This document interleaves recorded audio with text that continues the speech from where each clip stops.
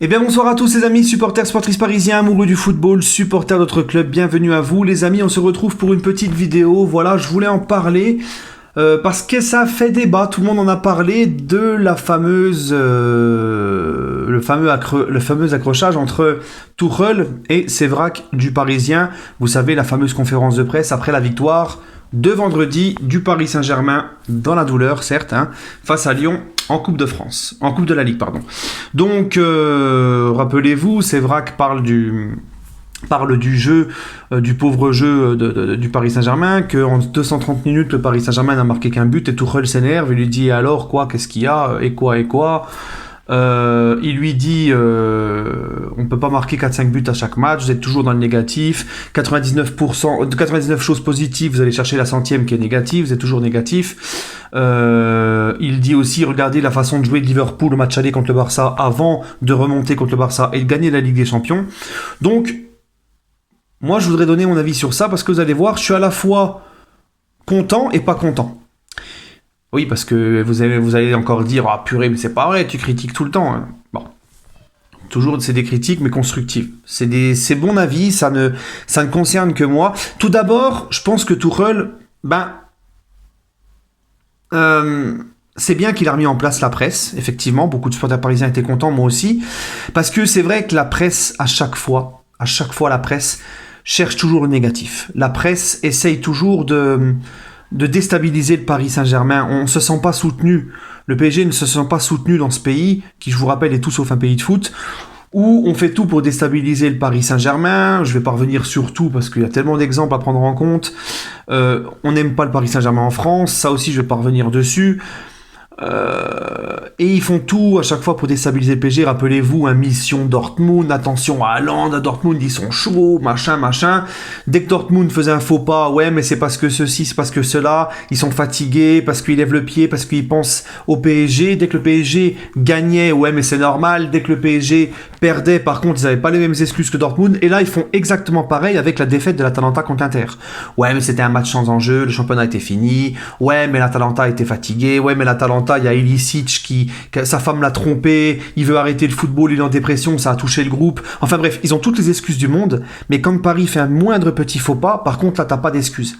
Donc tu vois, la presse en fait, elle est jamais en train de soutenir le PSG. Les excuses qu'elle trouve à l'adversaire du PSG, elle les trouve pas au Paris Saint-Germain.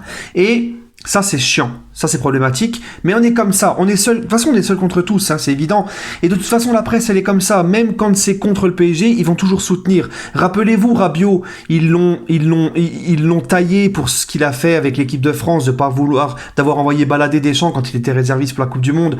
Tout le temps les journalistes, les consultants parlaient de Rabiot qui marchait sur le terrain, qui était nonchalant, qui était mal conseillé par sa mère, que sa mère lui remontait trop la tête, qui faisait pas assez les efforts nécessaires à la mesure de son talent pour exploser, devenir le joueur dont on nous avait toujours promis.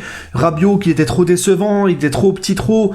Mais une fois que Rabiot a été mis au placard par le PSG, là par contre ils ont tous soutenu Rabiot, et après ça disait vous allez voir, vous allez regretter quand il explosera ailleurs, le pauvre petit Rabiot. C'était pareil avec Ben Arfa aussi. Ben Arfa qui arrive au PSG avec une condition de physique déplorable, avec un gros bide, qui marchait aussi sur le terrain. Je me rappelle des matchs de Ben Arfa au PSG, franchement le mec il marchait sur le terrain, moi je m'en rappelle, c'était limite du foutage de gueule. Il marchait sur le terrain. Il y avait des images qui tournaient comme quoi l'entraînement, il faisait pas les exercices comme il faut comme les autres, il avait pas la même implication.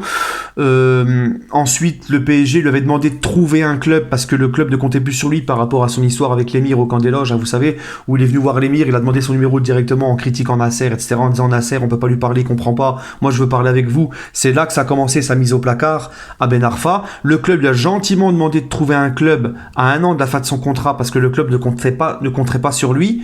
Il a préféré rester sur le canapé, au placard, pour toucher sa dernière année de contrat bien juteuse au Paris Saint-Germain.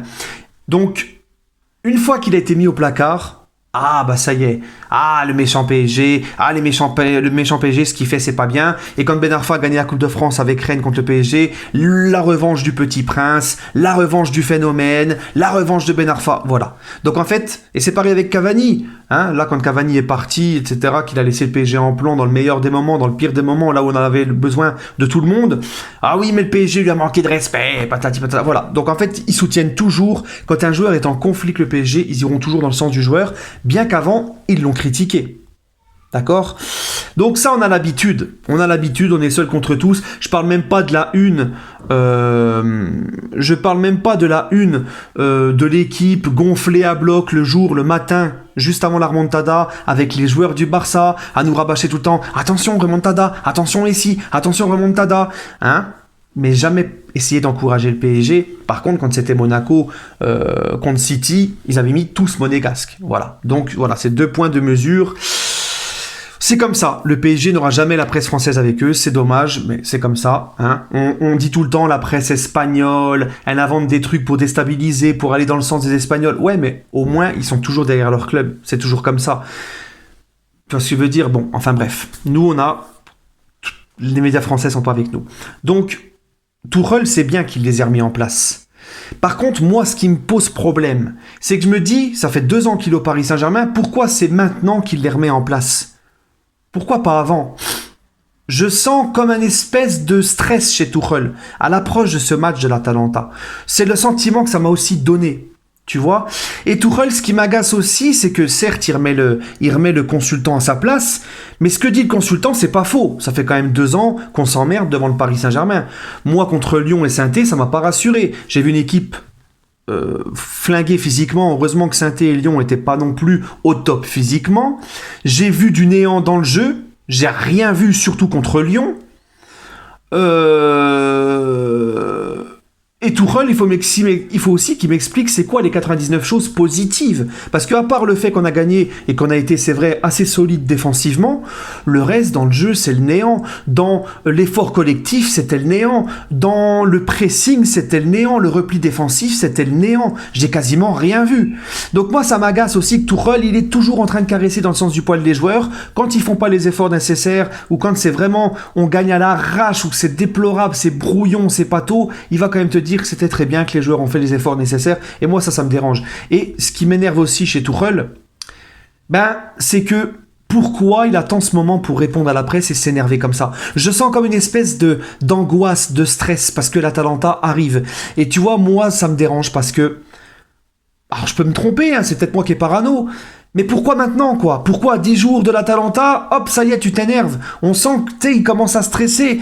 Et si le coach, il stresse au moment où les joueurs ont besoin d'être réconfortés, de voir un coach les encourager, trouver les bons mots, si le coach stresse comme les joueurs, c'est pas comme ça qu'ils vont franchir le cap, ils ont besoin d'un meneur d'hommes, ils ont besoin d'un coach qui les rassure, ont besoin d'un coach qui boit la pression.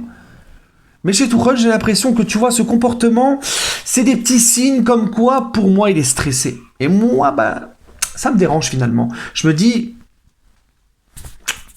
Ça me rappelle Manchester, quand il avait avoué son impuissance. Rappelez-vous, Tuchel contre Manchester, il avait dit, voilà, moi, j'avais senti au match retour un relâchement des joueurs, un excès de confiance, j'avais senti quelque chose qui allait pas, j'étais pas bien comme les joueurs et j'ai pas su trouver les mots pour les réconforter. Tu vois, quand je le vois, son comportement, là, juste avant l'Atalanta, je me dis, ça recommence. Ça recommence, finalement, tu vois. Surtout quand, en plus, on apprend que c'est Leonardo, avant Dortmund, qui a motivé les joueurs pour leur tour. C'est même pas Tuchel. Donc, moi, voilà. C'est bien ce qu'a fait Tuchel. Il a remis en place la presse. Mais Tuchel, il est... Voilà. Ça me gêne quand même, tu vois. Et surtout aussi de se voiler la face comme ça, de dire, on a gagné, c'est tout. Ouais. Le contenu, il est quand même bien dégueulasse quand même. S'il n'y a rien qui te rassure, il faut aussi le souligner. Je veux bien que les consultants, la presse, soient pas derrière nous, qui cherchent la moindre petite bête, mais on tend aussi le bâton pour se faire battre. Si les joueurs auraient été irréprochables, si les joueurs feraient leur match et que ça serait positif, ils n'auraient pas de quoi critiquer les mecs. Donc il faut aussi comprendre que oui, ils critiquent, oui, ils cherchent la petite bête, mais on leur donne les arguments pour. Moi, quand j'ai vu le match du PSG face à Lyon et Saint-Étienne, ça m'a pas rassuré. Et j'espère me tromper parce que j'espère vraiment qu'on va aller loin dans cette Ligue des Champions. Sur ce, les amis, prenez soin de vous et allez Paris.